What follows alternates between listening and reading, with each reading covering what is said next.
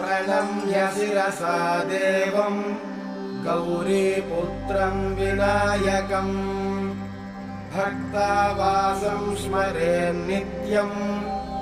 आयुष्कामार्थसिद्धये प्रथमं वक्रतुण्डम् च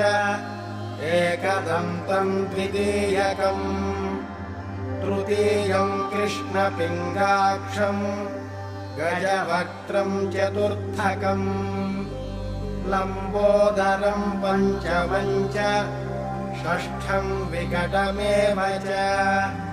सप्तमं विघ्नराजं च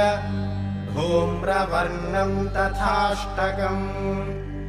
नवमं फालचन्द्रं च दशमं तु विनायकम् एकादशं गणपतिं द्वादशं तु गजा